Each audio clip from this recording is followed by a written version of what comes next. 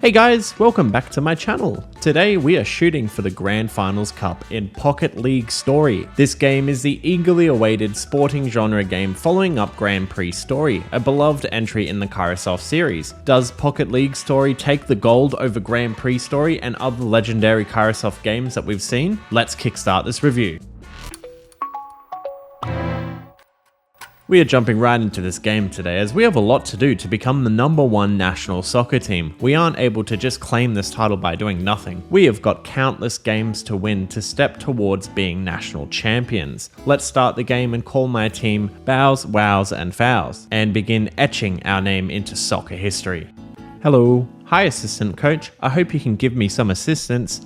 Oh, that's great. I hope we can become the greatest soccer team in the world someday too. Pocket League Story is a soccer team simulator game, pitting you in charge of managing your own soccer team. You are able to select every single member in your team, down to the detail of their specific position on the field and if they're benched or not. You are also able to hire new recruits as the game progresses, continually upgrading your team throughout your playthrough.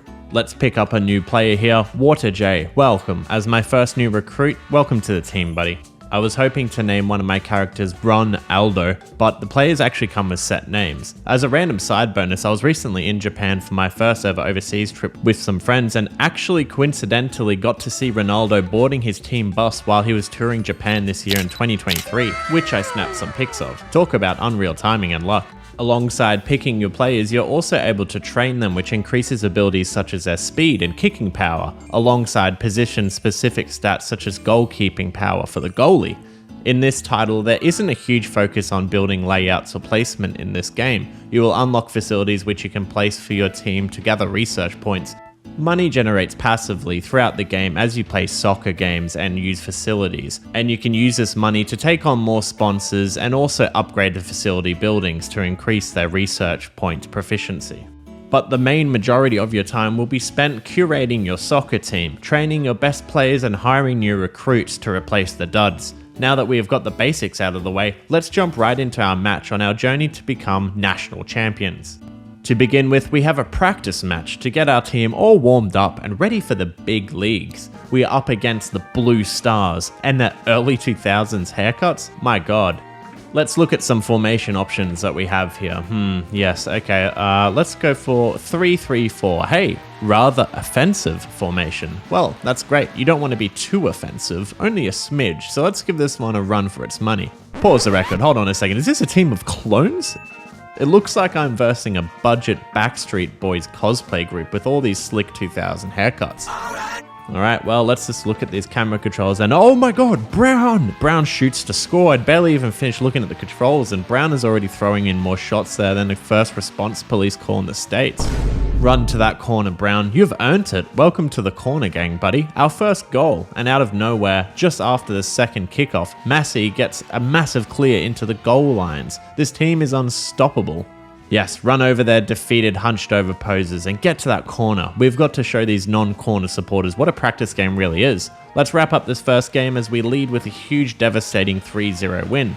That's 1 up for Bows, Wows and Fouls and a huge L for Blue Star. Sorry guys, you should have come up with a cooler name than the most generic league team name ever. This is your punishment for your haircut stylist. Next up, we have our very first official cup match. Let's train up our team and roll right into our first cup game. And well, look what the cat dragged in. Blue Stars have come back again to lose twice in a row. I'll have to think really hard about my team layout here and rather offensive sounds great. Let's go for that and send these stars back to the galaxy. They definitely have been working on upping their game as it's about half time with no scores to either team and oh my god, the buzzer beater! With only 1 second remaining of the first half, a massive header by Sanders secures the lead. The second half starts off slow, the Blue Stars are putting up a brick wall for defense and oh my god no, they actually managed to get a point. Yeah, don't even think about getting close to that corner, that's for the winning teams only. Stay marginally distanced away from that corner at all times while celebrating, this isn't your shtick. Come on team, we can't lose to the Blue Stars, these guys suck. Not after all the hard work and training we've put in. Ah, drats, that's a big loss, back to the drawing board. Well team, we are 0-1. It just means that we can only improve from here. Can't possibly get any worse, so drag your heads up, don't worry about it. Up next, we are versing the Dribblers. Man, the Dribblers? I can't believe it's actually worse for a team to have a worse name than Blue Star. The match starts off without a breeze, and we have the upper hand here with a tasty corner kick here. Massey sets up nicely to Sanders, and Sanders! Oh my god, he's done it again. He's too good with those headshots. Somebody, please take away corner shots away from Sanders. He can't miss a goal with those. He'll just keep going for them. We get to the last segment of the second half, and the Dribblers have a shot here, and oh no, they have evened the board with barely any time remaining. Goalkeeper, mate, what was that, brother? You're on 300 ping, mate, get it together. We have such little time here, but I'm going to activate my trap card. Auras are back in this game, which is my favorite Kairosoft quirk, and in this game they give players a temporary massive boost to their speed during the game, providing for some super clutch moments when needed. And Massey is going for it. He gets a massive rebound goal to win the game. Yeah, see you later, Dribblers. I didn't even break a sweat. I only broke out in flames. I wasn't even considering losing to you. With that cup win up our sleeve, we are now able to enter the Amateur League. This is a 3-match tournament to find out which local club is the best of the best. Let's jump into our first match, and we have an old familiar friend jumping right into our league. Our favorite, Blue Stars. Well, we know these tricks by now. Let's jump right into giving them a massive whooping. Waters managed to get a great steal and sets up a massive pass to Sanders, who has an aura, and it's a done deal. The deal has been done. I'll take suitcase 14. Sanders is simply too good.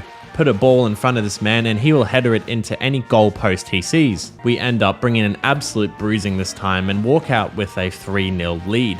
And the next match we've got the Dribblers. Well, this is a no-brainer. Let's just skip the results here. And wow, big surprise there. We are now 2 games up in a row, so we are currently the top standing team in the tournament. All we have to do is beat the next team, the Blowfish, and the first victory league is ours.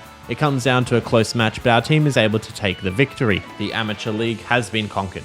Next up, we have the Regional League, and this is a major step up from the last league, and I've been busy with work training my players to make sure they're ready for the big matches ahead. But I've been training my team super hard with absolutely no water breaks, and they are able to easily take the win. So I'm going to quickly move through covering these 5 games as we absolutely dominated all the opposing teams.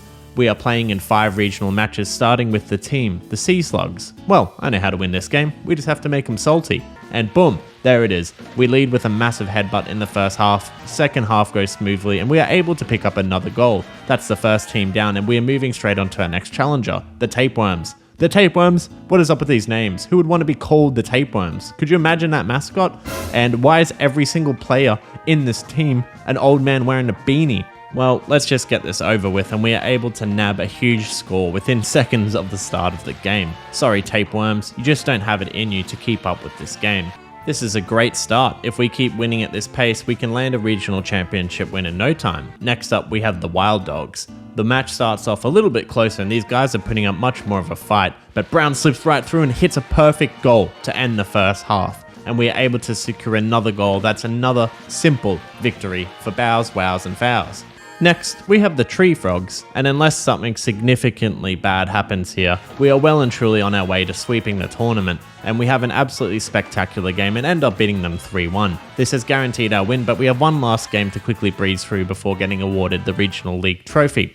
We have the Burrowers. Maybe they're going to dig underneath the ground and get a sneaky shot, let's see, and no, we have another 3-1 lead. We absolutely destroy them.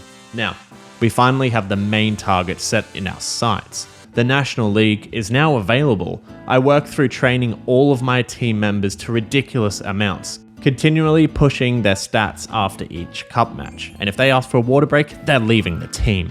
A key aspect of Pocket League story is a team's player potential, which is noted on their profile. There is a large variety of player types ranging all the way from average all the way to world class. And in some rare occasions, you may be able to luck out coming across a superstar player. The player potential aspect is a really fun Kairosoft quirk in this game. It makes hunting for certain types of players a lot more rewarding and overall beneficial as you train them over time. There are actually only 11 superstar players in the game, and I was able to nab one of them, Curry A, who is unlocked after winning the Regional League. Curry is our golden child, our superstar. I work relentlessly to train him over multiple games, give him a little water break here and there as a reward. He's a hardworking guy. And then back to work. After a large amount of countless years of training and hard work passed by, funnily enough, the game actually ended at this point sometime in year 8. before I even finished the National Cup. But I have my eyes set on the prize. I dream to see the day that Bows, Wows and Fouls take the gold home. Now that we've got all the preparations out of the way, I jump into a practice round of the National League and I get absolutely stomped. So it's back to a little bit more training. But I uncovered crucial information, super secret intel, that in the National League, there are two absolute powerhouse teams that are not to be underestimated. These two teams are absolute beasts that can make even the most alpha podcast male shudder in fear. The Pastafarians, my absolute arch nemesis, as they dunked on me 6-0 during my trial run, and the Sweetbreads. These two are teams to look out for. These guys live, eat, and breathe soccer. And they also have really cool team masks, so no wonder they do so good. And there's also a hipster team. I'm not going to lose to a bunch of hipsters, right? Now that we have an idea of what threats we are coming up against, it's time to finish our training and jump into our first game of the National League. Coming up first, we have the Peach Pits. Peach Pits. How did that sound? Very airy and nice, I bet. Oh boy, just by the terrible name alone, I know that we can absolute landslide this game here. Why would you name your team after the inedible part of a peach? Why not just the peach, like the Peach Pals? Yeah, these guys are going to go down. Let's just see how long it takes to get the first goal. And oh, okay, that wasn't long. That's an easy 6-0 up our sleeve. First game of the series. Thanks for that one. Peach Pits. Don't be down in the pits for too long. But next up, I might have counted my blessings too early. It's one of the two legendary duo teams that's going to give us a run for our money. And first up, it's the long-awaited Pastafarian rematch, where last time they gave our team a 6-0 loss. These guys are real connoisseurs of fashion. They use pumpkin helmets specifically designed by the reoccurring pumpkin salesman character, so we know they mean business. Why wear pumpkin helmets when you're a pasta-themed team? I don't know, but what I do know is the game starts off strong and we are able to land a killer first goal near the start of the game. The ball is flailing all over the place due to all the players having such high skill levels, but we manage to squeeze in a goal a second before half time. Let's go. Jesus, we are really turning up the heat this game and we are turning the enemy team al dente. Second half kicks off and I can't afford to make any mistakes here. I enable all of the auras at my dispensal to assure our team's defense is solid. We are able to smash through another 2 goals in the second half, resulting in a super satisfying 4-love victory over the Pasta Boys. But I have made a crucial mistake in my judgment. There is a forgotten team desperate for vengeance in the bracket, looking for their moment to strike down my team. What team would want the most to come back from the ashes and become a hidden threat? The hipsters, of course. They aren't happy with my jokes earlier about them in the video. The game starts off even, but I can tell something is already different about this game. They are hungry for the win. The score gets tied up to 1-1, and it is evenly matched until a massive twist in the second half. The hipsters, more like the twisters in this scenario with that twist, in the lead with little time to go. Shaken by their sheer hipster resolve, Bows, Wows and Fouls take their first loss in the tournament. Originally, I was thinking that we would only have to beat either the Pastafarians or the Sweetbreads, but now with this hipster upset, I have to win against the Sweetbreads too. The next 3 games go on without too much trouble. The Poison Oaks, Hamsters and Cafe Lattes are swiftly defeated without too much of a challenge. This is the Little Leagues, get these guys out of here. But now, the time has come. Sweetbreads are here and are craving their very own win to try to stay at the top of the ladder. If this game is lost here, the entire cup is over for sure. We're going to have to pull out our secret weapon, the slightly aggressive formation, and fight the fight of our lives here. The game starts off and the ball is already flung around like a pinball. It's absolutely going crazy, and the Sweetbreads are hungry to make this win. But Bows, Wows and Fouls were born hungry. Sweetbreads managed to sneak in a goal, and this is really bad. They've reached halftime with a goal up. On the next half start, miraculously, it happens. Mari delivers a huge goal right off the bat. There is a chance here. A tie would almost certainly mean that it's a tie for the overall championship, but just one more goal is all we need to take home the trophy. The players intensely give it their all, and Mari goes in for a setup to Mathis, and boom, what a shot! Sweet! This is actually just genuinely fun to watch. Can we get a replay of that? Mathis did the mathis on calculating that shot. I was at the edge of my seat the entire game, and now we're in the lead for this last remainder. Now, all we have to do is hold out for the remainder of this game, and the ball is going absolutely haywire on the field, and oh no, oh this is it. Sweetbreads have got the ball in the last couple of seconds in the game. It all comes down to this. Sweetbread player number 5 has the ball on the last 5 seconds and goes for a shot, a buzzer beater. This could be it, and what an amazing save. That was actually genuinely so fun to watch until the end. That was actually a close game. We have now beaten the 2 Titans, and this cup is surely ours. We head to the final games and rack up wins against the Peanuts, Seagulls, and finally, the Nachos to take home the number 1 place. We finally did it. It was great fun shaping up this team to be able to take home the league title. There is actually more bonus cups and content beyond this point, but I think this is a good spot to leave the video and start our review of the game, as I don't like to give away too much of the endgame in my reviews. I prefer to leave them up to the player to discover, because if you haven't played this game, there's a lot of cool things you can uncover in any Kairosoft game. Oh my, it was a long journey to get here, but we have finally done it. Bows, Wows and Fouls have become national champions. Pocket League Story is a great follow-up sports title to Grand Prix Story, which shines a very exciting, optimistic light on their future sporting titles and games in general. With our journey complete, let's leave our review of the game.